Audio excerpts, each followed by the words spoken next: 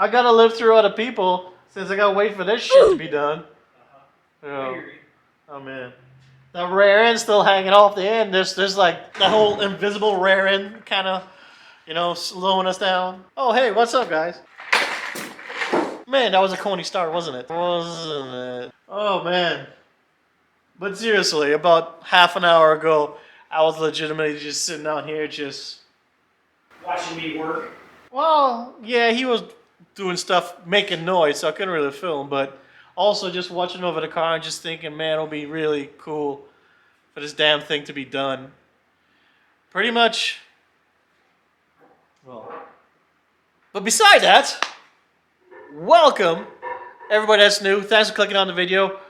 Let's go ahead, let's get caught up on my 1972 SR20 DET Datsun project. About a year and a half ago, 2 years ago, I purchased this car from Florida, brought it up here. It was a 72 510 with a Maxworx SR. It had a very ancient, to put it another way, engine management system from the very early 2000s. One of the first few, I guess you would call, standalones, which is pretty cool, but when you got like a $10,000, $15,000 built motor, you don't really want to have accompanying technology to that old. The car still had like analog gauges in it. The oil gauge was a oil feed into the cabin. That's really early. Now oil gauges are a pressure sender with wires going into the cabin. So that's how dated it was. They built the car in the early 2000s for drag racing. Built to like an S13 engine. I think they blew it up like 3 times when then they finally decided to go with the SR. But they kept everything else. They got the Maxworx SR. They got the upgraded Nismo tranny. But the whole cold side, hot side, everything was the same old setup as before when they blew the other engines. So that really didn't make sense. The interior was kind of not my style and everything. Aaron can attest, right, Aaron? We pretty much redid the whole car. Yes. Like, pretty much redid the whole car. We even gutted the factory harness. Yeah. Well, I'm using that term loosely because Aaron did a lot of the work. The only thing really that stayed on this car is the engine, the long block, because the cold side and the hot side, deleted. Electronics, deleted. The only thing that was sitting inside here was, even the front end got changed because it was that weird chopped up front end that the previous owner did. So we had to put the front end back together. That's why this body color is different. The only thing that was here was just the head, the block, subframe. Everything else got changed. Shocks got changed. Brakes got changed. The interior got it. The seats were gone. We left the half cage, but we're changing the half cage because the bars are too low. We need to raise it up so when we put the harness in, it pulls across, not down. The dash is all different. Took out all the gauges, everything from the dash. Put in the Haltech switches. We put in the IC7. That's a custom dash from Australia. 3D printed dash from Australia. One off. The maker said he had a base design and I had him to change it up a little bit. He's not doing any more of those. The entire trunk was changed up. Everything in the back here was changed up. Pretty much the whole rear end was gutted out. Everything. So much changed. But let's break it down a little bit. So stay with me for a second. I never was able to show you guys underneath the car because it was on jack stand. So I figure let's start this update video with being under this train wreck. It's not really a train wreck, but we got the little screamer pipe from the manifold down there. Got some poly bushings. Got the new brakes on with the new hubs, looking real nice. The new shocks, Troy Racing shocks, DP Racing brakes, and T3 hub. What's that word? Humongulations. What's that word, Aaron? a bunch of parts put together. Something with an H. Not collaboration, but I don't know. I'll have to look it up. So this subframe, we have no clue what this is. It came with the car. Anyone that's looking right now, please let us know. It may be just a painted factory subframe with this bar to give extra support. But it kind of, I don't know if it's because of the engine mounts or whatever, but it does hold the engine, the SR, really tall up in there. Like compared to some of the other things we see out there.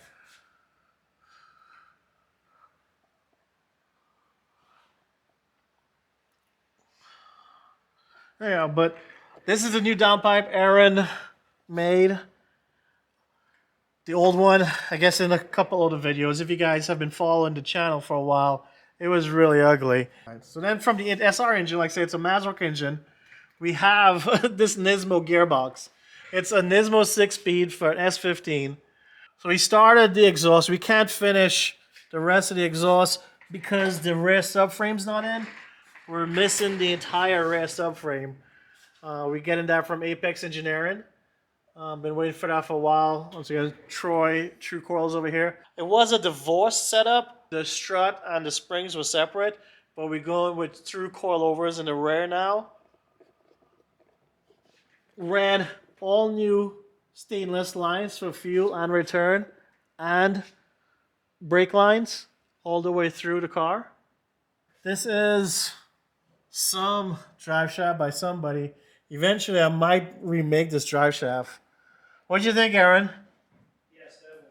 Get a different, better drive shaft made, probably thicker, lighter. Yeah, drive shaft shop. Yeah. This is a little small little guy. Have to get the pinion measure and everything. As long as that car is, and as much power as you're shooting for, I'd probably go with aluminum. Aluminium. Aluminium. All right, so let's go back, lower the car down, and look at what we've done so far. And yeah, I probably won't sit in. Yeah. Okay, it might be a little dark in here. Pretty much still a little messy. Squeezing my butt up in here. Moved the entire column. I never liked how the keys faced outside the car. So we'll go to that. I had Aaron move the ignition. So the ignition now is in the lighter spot. So now when you have here, it goes up, turns it on. Switch panel lights up, IC7 comes alive, and I did a custom dashboard already for it. Nice. Got the Nismo logo in there, got the white gauges, and the 3PM, you know, the third pedal media logo. Still haven't decided what all buttons to use. We have the painless harness set up on this side that we did on the whole chassis. That's what I was saying also. We gutted all the wiring of the chassis and put in a painless kit. Simplify everything. There was a bunch of harness stuff that was just chopped up and taped up and just went everywhere. And instead of going through the headache of figuring out what the previous owner did, we just gutted it all out. ECU over there. There's a breaker also and a distribution block. The interior is still pending. You gotta figure out I'm putting this Evo cluster with the e-brake cluster. We have the e-brake. We just gotta get a whole rear end set up so we could test the e-brake handle, get all that situated, and get the interior buttoned up. I did keep this at the previous owner put in one of these racing mirrors. What is these mirrors called? That I don't know. Yeah. Broadway's Broadway's the big wide one, right? yeah, that flips over the factory. Yeah. Someone put in chat what those big long mirrors are called. Pretty much this access panel back here, it's housing the filter, the flex fuel sensor, and everything like that.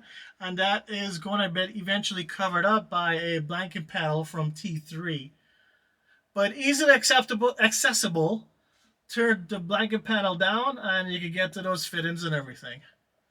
You can see also some of the bracketry that's bolt on in the back Aaron made from the custom tank. And of course, everything Aaron, he overdid everything. He wanted to do a radius tank. He said he was too square in his previous life, so he wanted to round this bad boy off a little bit. All the corners have been radiused. They've been nice and shaved. This is a custom tank with baffles on the inside. One other thing, follow my IG. I post updates all the time. So in between videos like this, you can see so much and follow along with the builds outside of a video. We got the radium top hat that has the built-in surge tank. It's 2 Hellcat pumps, 1 lifter pump and then 1 pump to feed into the engine. So pretty much it's a big chunky draw. It's a lot of power. It's all relayed out, proper whatchamacallit, power draw, thick gauge wires and everything like that. Then the gas tank, I don't know if this is probably locked. We did the Mad Dat cover tank system thingy. The color, yes, you can see it especially in there. I think there's bleed through from the previous color. They didn't prep it well. So some spots you see like it's white and then there's splotches of cum and shit like that. So unfortunately, we have to deal with that until I repaint the car. Let's now move quickly to the front. A lot of you guys seen a lot of stuff in the front always, but I can be happy to say I do want to interrupt this video with a message from our sponsor. Me, I'm sponsoring this video. Shut up, Aaron. Don't forget, guys, I did start a store. Here's the address, link in the description. You can get one of these cool 3 p.m. t-shirts. They have a couple other designs. There's a really cool hoodie with a bunch of different graphics on it. So if you want to, please go ahead, jump on that link, check out the store, see what I have. I will try to add some stuff as we go along. And if that's too expensive, just drop a sub. Drop a like, drop a sub, hit me up some engagement, and that goes a long way. Please do it, because I'm broke as fuck right now. And just a subscribe could help pay for something on this bitch right now. Electricals crossed off. Fuel systems crossed off and tested. The vacuum systems, this vacuum boost system is crossed off and tested. And the radiator system has been crossed off and tested. And what I mean by that is that pressurize a tester with smoke. So there's a pressure tester and a smoker, and it pressurizes this system with smoke. So if there's any open ends or holes or anything, you'll see the smoke coming out. So really, right now, we could just get Haltech or whatever tuner we go with on the phone, finish configuring the ECU, because right now, Aaron just put in the inputs and the outputs, just assigned them. It still needs a base tune and configuration, all that jive. But technically, the car could start. We just haven't done that yet. We just don't want to deal with the loud noise of not having that rear end and not having the muffler put in. So there's a whole big other story with that custom rear end, and that's a whole separate video. So go ahead and make sure and subscribe so you can find out the lovely early adoption woes we had to go through. Right, Aaron? Oh, yeah. To get that in. We hope it delivers on its promises. If it works out how they promise and it's engineered, it would be a hell of a rear end. Because we're putting this big, chunky R200 clutch LSD, look at the size of that, into that tiny car. And that rear end, that custom rear end, is going to help facilitate that with a lot of adjustments. Quickly run through. Everything here is new. To the car, to the build, to everything. Harness is new. Custom flying harness, Haltech flying harness. Custom hosing. All Phoenix fittings. That's who TTR is partnered with, Phoenix Fittings. Well, I wouldn't say partnered with. I just say that's who TTR uses, is Phoenix Fittings. We have a Precision 5888 Gen 2. It is the dual ball bearing with the milled impeller. I am prototyping an intake box. Comes through here and goes through here into the turbo. I'm all doing this by myself. That is another video for you to follow. So I'm still editing that. When this is done, I will finish that video and put it out. So subscribe for that also. Let's get that out of the way so we can see the billet impeller. So that's the pretty milled billet impeller. Man, I can't wait to hear that thing. Gets out of the way. We reused the CX Racing manifold. We just cut it to add the V-band for the wastegate. We kept the T3, T4 mount, and we just ordered the turbo with the T3, T4 inlet.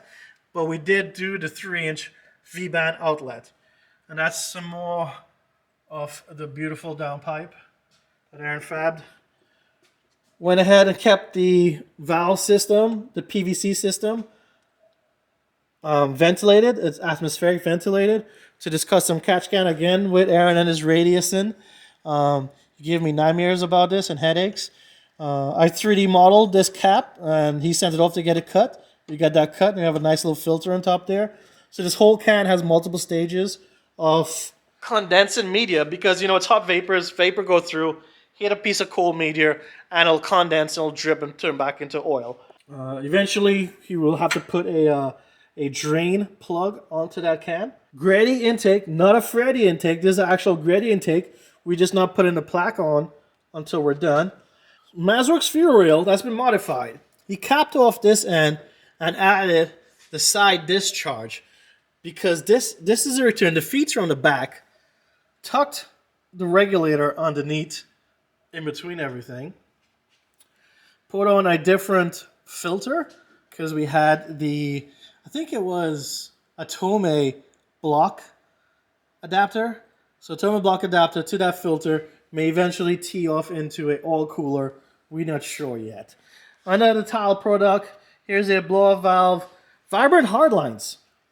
There's zero silicone on this. They will have silicone on the turbo intake, but all the other connections for the turbos, for the intercoolers, is all hardline.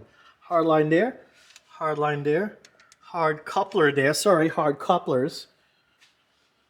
Also, another overkill thing, vacuum lines. Where are the vacuum lines? We don't see no vacuum lines. Yeah, that's because they're all AN fittings also. The vacuum lines are all AN fittings. AN fittings. Here's some more vacuum lines, AN fittings. The coolant system's all AN fittings. Everything is AN fittings. Oil feed. This doesn't have water. This precision turbo is just oil fed. There's no water. Fabricated all these shielding. We got it coated, heat treated. PRP injectors. These are our injector kit. The injectors are R35 injectors with the PRP kit to hold it in place. Custom made swirl pods. So because there's no flex, he wanted to add a system to give it flex in rotation. So now instead of coming from here to here with just a small sliver of hose that may not flex, come around here into here, and then it out through here. So, which is added benefit because sometimes your water pump at certain RPMs, what's that C word? It's a C word. It's okay. Lack of the proper word. It spins so fast. It cavitates, right? It cavitates. It spins so fast, cavitates, and it creates actual bubbles in your cooling system. If there's air in your cooling system, it doesn't cool properly. So technically, what a swirl pod does is that it would enter, because this is the exit part of the block. It would come out here, swirl around, and while it's swirling, it allows the air to escape. So then the top feed will come back out into the radiator, and it will get bubble-free coolant through the radiator out into the system until it hits the water pump again, and it spews off. The Griffin radiator was modified. We cut off Well, once again, I'm using "we" loosely. Cut off the top of the radiator input that I think was somewhere on that side. Put on just a fill port because this is now the highest point of the coolant system. So you can't really, you got to have the overflow on this part and the relief valve to be the highest point. Down there you can see we also have some modifications for the radiator, how it comes out, the coolant, not coolant, sorry, air temp sensors, got the little centrifugal, little teeth throttle body plate. Brent, our old friend Brent, he had a vapor honing side business, got this vapor hone rebuild. It just keeps going on and on. Garage Theory strut bar, beautiful strut bar. It's just, man, Haltech map sensor down there. I always look at it and look at Aaron and be like, why you put my sensor there? You keep telling me shut up. It just keeps going on and on. It's like, there's so many different things that had to Cascading effect. Remember, guys, how many times did I say the snowball effect? Oh my gosh. This was the phase one was just supposed to be Haltech. Just a wiring. And the snowball just kept rolling and rolling and rolling. And the debt just kept going up and up. It's crazy. But at least when it's done, I think the last phase really will be shave the bay. So we're going to repaint and shave the bay. When I do that, I'm going to get the Apex front kit, custom kit. So I'm going to take out the entire subframe, trailing arms, idle arms, everything is going to go away. Going to put the Apex kit on there too. Smooth out, paint the engine bay. And then I don't know if at the same time if we're going to paint the entire car or if we're just going to wrap it. But right now, we're so close. We just need this rear end, man. We just need this rear end. And then finish the exhaust, finish the tuning, and get it on the road. We're that close. I don't know what else to say, but this is my money pit. And because of my Z, and it had to be factory and nice and whatever, I literally went overboard and I took out my mod aggression on this car. There's actually no other way to describe it, but I went stupid on this car and just, jeez, added up real fast. It does have a really cool look with the intercooler sticking out and stuff. I do need to get the lip and everything, but so guys, that is the latest update with my Datsun 510 with the DET in it from Maxworx. Don't forget to subscribe because we have the rear end video coming up as soon as it comes in. And then we have the intake, custom intake project that I'm going to print in either nylon carbon fiber or ABS carbon fiber. I don't know yet. But that's it's an homage to the ARC super suction boxes, but with none of the heat soak. Big win. So, go ahead. Thanks for watching. You all have a good day, and you all take it easy.